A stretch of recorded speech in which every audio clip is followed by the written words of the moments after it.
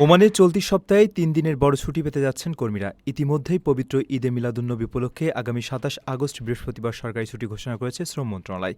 দিনটি উদযাপনের লক্ষ্যে দেশটির সরকারি ও বেসরকারি খাতের সব কর্মী এ ছুটির আওতাভুক্ত থাকবেন। আগে থেকে নির্ধারিত জাতীয় ও ধর্মীয় ছুটির তালিকা অনুযায়ী আনুষ্ঠানিকভাবে এই ঘোষণা দেওয়া হয়েছে। ছুটির ঘোষণায় ওমানে বসবাসরত প্রবাসী ও স্থানীয় নাগরিকদের মাঝে উৎসবের আমেজ তৈরি হয়েছে। দেশটিতে সাধারণত শুক্র ও শনিবার সাপ্তাহিক ছুটি থাকে, ফলে বৃহস্পতিবারের এই সরকারি ছুটি যুক্ত হয় চাকরিজীবীরা এবার টানা ৩ দিনের এক দীর্ঘ অবকাশ যাপনের সুযোগ পাচ্ছেন। প্রতিদিনের কর্মব্যস্ত জীবনের একঘেয়েমি কাটিয়ে পরিবার ও পরিজনদের একটু বাড়তি সময় দেওয়ার জন্য এই টানা ছুটি চমৎকার এক সুযোগ। টানা ৩ দিনের এই ছুটি কাজে লাগিয়ে অনেকেই এবার দূরপাল্লার ভ্রমণে যাওয়ার প্রস্তুতি নিচ্ছেন। বিশেষ করে সালালার খারিফ মৌসুমের সুশীতল আবহাওয়া, চারিদিকে সবুজে ঘেরা পাহাড় আর দৃষ্টিনন্দন ঝর্ণার সৌন্দর্য উপভোগ করতে এই দীর্ঘ ছুটিতে সেখানে দর্শনার্থীদের ঢল নামতে পারে বলে ধারণা করা হচ্ছে। প্রকৃতিপ্রেমীদের জন্য টানা ছুটির এই সময়টা তাই সালালা ভ্রমণের এক আদর্শ সুযোগ।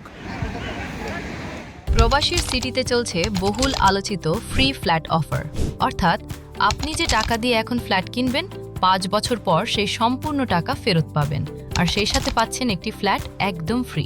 অফারটি সীমিত সময়ের জন্য, তাই দ্রুত যোগাযোগ করুন স্ক্রিনে দেওয়া নাম্বারে।